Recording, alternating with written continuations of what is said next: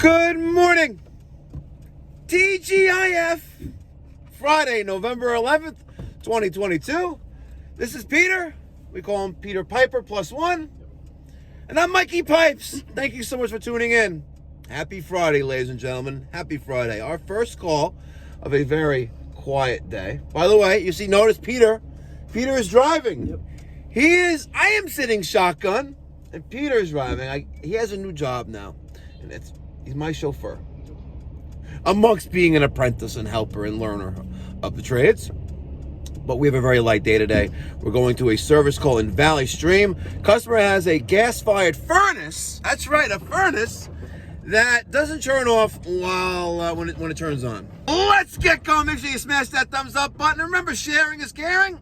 And please consider subscribing. There's no cost or obligation. We don't have to sleep together first. Let's just date a little bit and try each other out, like one night stand or something like that. No strings attached. You know what I mean? We're friends with benefits. That's even better. Let's be friends with benefits and smash that subscribe button.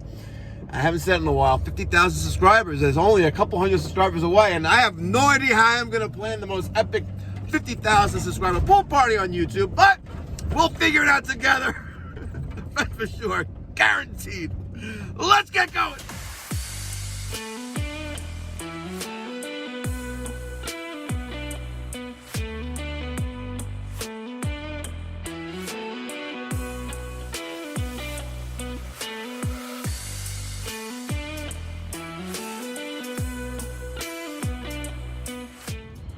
All right.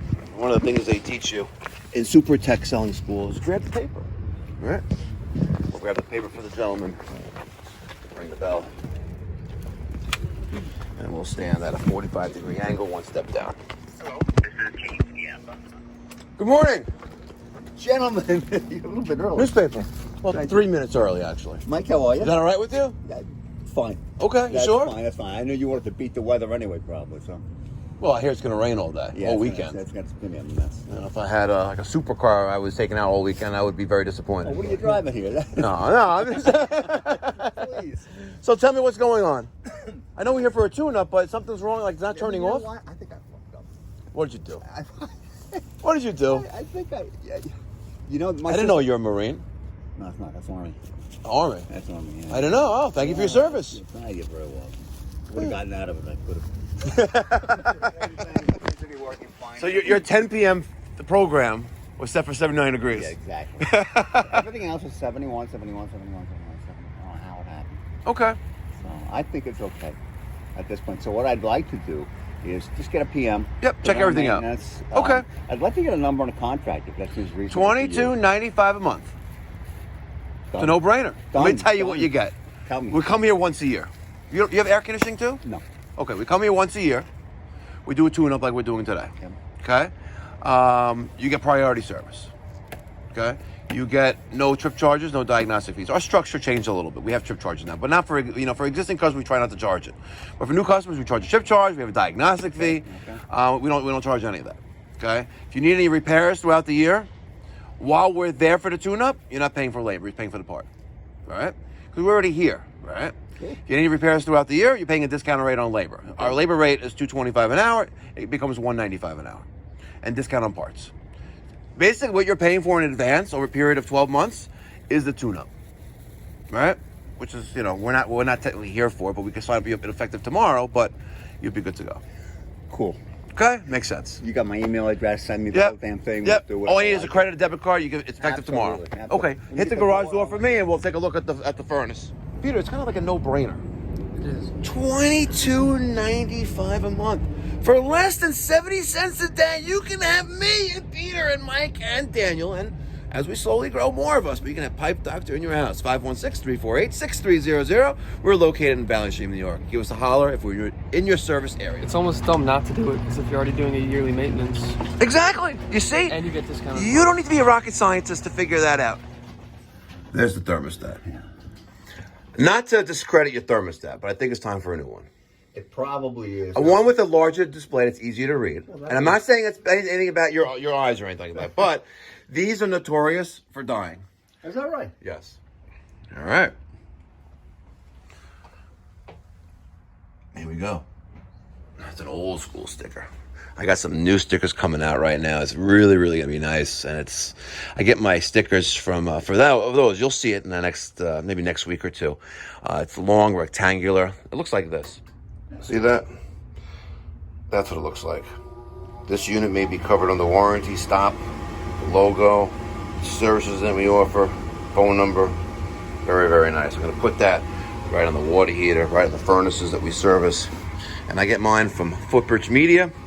That's Footbridge Media. Google it. Send them Mikey Pipes sent you. I have no relationship with them whatsoever, but I do know that if I send them some people, they're going to take care of me. So that sounds like fun, doesn't it? Yep. Yeah, exactly. All right, homeowner just turned on the thermostat. So we have that call for heat right now. What the noise we're hearing right now, that noise we heard was the inducer assembly running. Now we have the click of the gas valve and then the main ignition. So first thing we're going to do, we're going to take a look inside this doodad. The door switch is going to activate and kill power to the system. So we got the lower panel removed, the upper panel removed. And let's just quickly review some of these items in here. Peter, I don't want to give you a pop quiz. I know it's Friday morning. We're probably going to be home. Maybe I even let you take the 992 out for a spin today. Oh, I probably will. I'm really, honestly, really F up today. That would suck. That would suck. All right. Pop quiz. What is this? What's piece called right here? It's the inducer motor. Excellent. Gas valve. Perfect. That is a pressure switch. Yes. Excellent. Right back here. That is our... Right there. Let me shine some light on it for you. We don't really work on furnaces, but that thing right there, dead center of the screen. It's on a ground, right? No, but it is called the high temperature limit. Okay. All right, or plenum sensor, or plenum limit. Plenum is inside where the heat exchanger is, and that senses temperature, and it goes off at a certain temperature. And this one is a L70-30F. Right, so it's going to turn on or off, I forget which one it is, at 170 degrees and with a 30 degree differential. Okay, and it's just a piece of like, looks like it looks like a small coin or a small button hooked up to two wires that come up to there. Okay, it's like a resistor. Okay, down below, right here, this goes here. You know what this is going to? That little white thing. You can't see it. But it glows. Our ignition. Hot surface igniter, correct. We have this thing right there. It's a stick hooked up to that wire, and it sits in the pilot. Sits in the flame. That right there. The pilot tube. I kind of gave you some wrong information. It's the flame sensor. Okay. Sits in the flame. We have what is this thing called right there? And this one here. Roulette switch. Excellent. And last but not least, the black box. That is our relay. That is a furnace control module, Oh. or the brain of the computer, or the brain of the furnace. And behind that is our blower, which is all the way back there. Okay, this is our filter. We're gonna take that out. How's it look? Looks like it could be washed outside. So we'll take that out, and we'll get the maybe the switcheroo. You know what the switcheroo is? Excellent, and we will cycle the system, and we'll go through order of operations. All right, just turned on the service switch. We have the inducer motor getting power. Now when that's running, we're gonna have some pressure or air moving through this pressure tube right here, and that's gonna go to the pressure switch. The pressure switch is gonna close and tell the control board, hey, listen, my inducer fan is running, I don't have a blocked chimney, we're good. We're going to energize the hot surface igniter, right, as long as my other safeties are okay. And shortly thereafter, we're going to get the gas valve energized with 24 volts. We'll hear a click. Wait for it. There's that click, and there's main ignition. Okay? After a duration of time, the plenum high temperature limit may or may not sense temperature in there, or there may just be a delay, and then the furnace control board is going to activate the blower, circulating air through the system. Okay, this is a fully functional system. One of the things we're going to do here on a tune-up is we're going to clean that flame sensor, which is right there. That's set on the screen. We're going to take a 1/4-inch driver, take that screw out, pull that out, clean that. Some people like to use the dollar bill. I like to use C notes. Actually, I like to use scratchy paper carefully to clean that. We're going to test our hot surface igniter. We're going to ohm that out shortly thereafter. But I took a quick peek at the humidifier. It is in the closed position for winter, for summertime. But I activated it and I put it around 45%. Let's go to test. And let's see if anything's coming out of here. And very, very little bit of water is coming there. But it is working. So we do need a new water panel. It should be changed every year. We'll make note of that and make sure that we see there's the water dripping down the humidifier. Very nice. See that when it's dripping a little bit too much, activate winter, put the cover on, and then the air from the return will come through the supply and then back to the return bar. The furnace is off. So what we're going to do next is we're going to take this little wire off of the flame sensor. Okay, and we have a 1/4-inch screw right there. We're going to take that out and make sure that's clean. Okay. All right. Now let's test the hot surface igniter. We're going to set our voltmeter for ohms. You okay, Peter? Yeah. Okay. And I disconnected the harness. So let's insert our 2 probes from our multimeter into there. Okay. And we are reading 14.6. So Peter, a good silicon nitride, which is what that is, hot surface igniter, will typically give you a good ohm reading between 30 and 75. Now this one, it's kind of hot right now, so it may or may not interfere with it. And plus, it's actually the first real furnace preventative maintenance for the season, and kind of like loose things, over a period of like summertime when you're working, you're schwitzing in hot attics and crawl spaces, right? But it does work right now. I'm not inclined to change it, and it's also probably a little bit hot, but I'm inclined to keep it there, especially since that was replaced last year when we put in the Emerson control board. I think we're good. But one thing to keep in mind, if you have a resistance of greater than 70, 75, it's showing that there's something wrong with the hot surface igniter, and it's indicative that you should change it. If you're reading 0 ohms or open ohms, right, that means it's actually broken and it's not going to do anything. Or if it is actually doing something, then maybe something wrong with your meter, or something wrong with you, or chances are something wrong with the hot surface igniter. So take a closer look at that. Okay, so now that's plugged back in. We have our flame rods checked. We have our return filter. You put that back in yet? No, let's put that return filter back in. Very nice. And then we're going to power cycle the system, do a combustion and test, a draft analysis through that little hole right there. Excellent. Slide that right into there, like you're gonna slide into your girl's DMs. Oh, you don't got a girl yet, but no, not yet. Ladies, Peter is available. He's 21 years old. Lives at home with his parents though, but has a great job. It's true. He's got a great job. And he has a new job responsibility now where he actually gets to take the pickup home. Chauffeur. Driver. We'll call you driver. Yeah, and no, ladies and gentlemen, no. I already know what you're going to say. Mikey Pipes got a D-Way. Nope, not me. Not happening. Okay. We have the lower door now reinstalled. Let's get that clamp on meter. And I want to connect it to power. So let's get it to that black line, right, which is line voltage right there. Okay, it's hard to see. Right there. Clamp that across that. And I want to test, let's put this into amperage mode. Right there. Okay, by the way, this is the Fluke 902 FC. It's very nice. This is an HVAC clamp on meter. We're going to turn power on. And we want to pay close attention. We want to see what the amperage is during the blower startup and while it runs. Right? And I want the door cover on because it's going to create more pressure there. Right, with the door cover off, it's going to probably be less amperage. So let's turn the furnace on, and quick sequence of operations. A click, we have a relay. The inducer assembly is going to kick on within moments. Don't make a fool out of me. I'll slap the shit out of you. There it goes. Okay, that's proving by means of the pressure tubing and the pressure switch that, hey, we're good for ignition because I have good draft. Okay? shortly thereafter, we're going to get the hot surface igniter to energize. And once the rollout switches are okay, the limit switch is okay.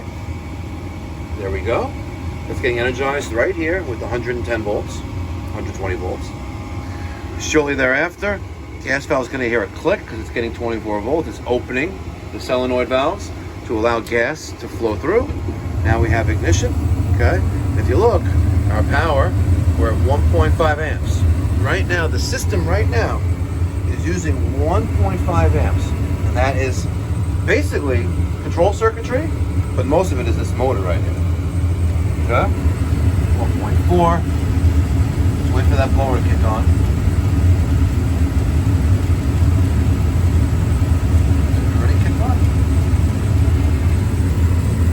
Can't tell. I don't think it kicked on yet. There we go. So that it spiked at 10.6, 10.5 when those cold cranking amps, like kind of like a compressor first turning on, right? And now we're at 6.4 amps. So let's find the rating plate and see what this is rated. Hard to read. Come on, guys. Focus. It is vibrating. There you go. That says 8.5 amps.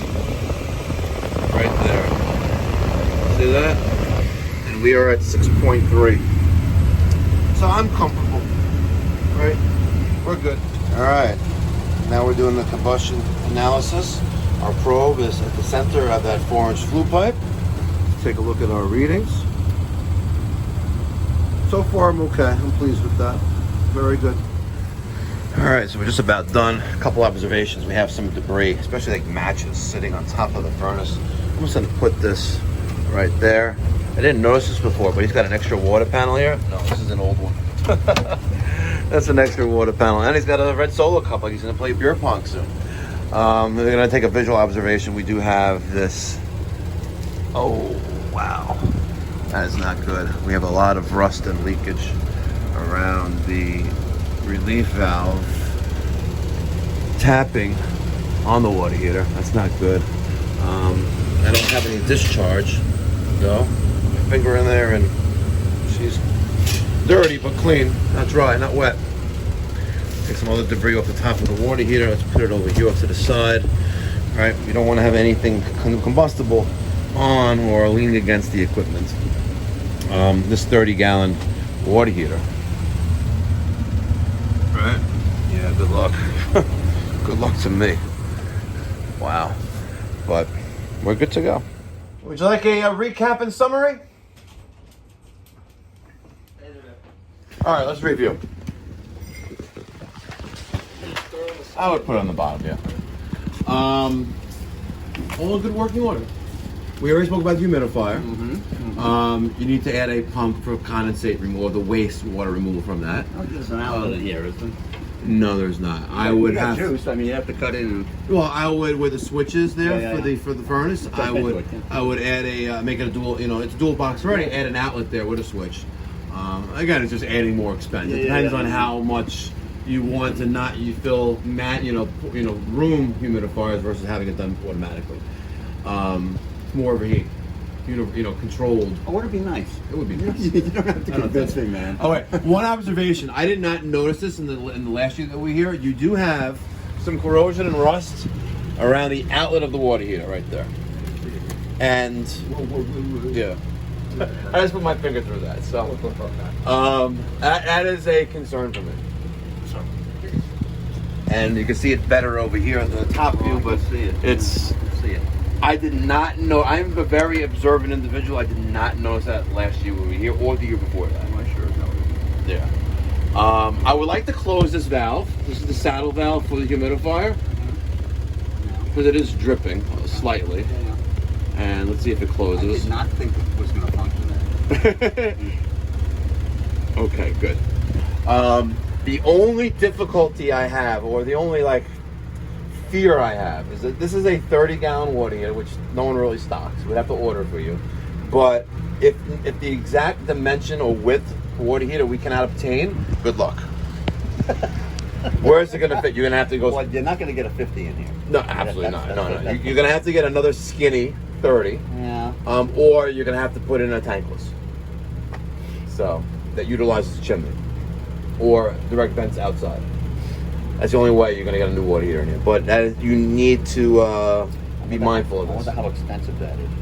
What? That It's not that. It's the tank. I'm saying, yeah. Yeah. It's if you look at it too long, it's like Medusa. Okay.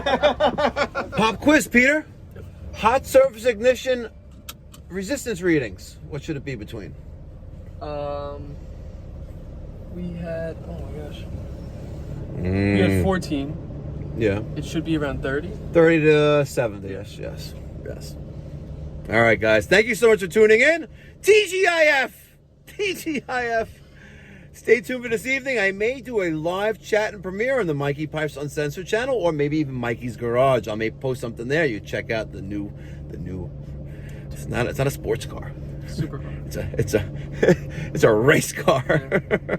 And maybe we'll get Peter driving it. Oh, that would be epic. That would be epic. Okay, let's go to the next one. The faster we get done, the faster you get to go home, faster you get to drive the Porsche.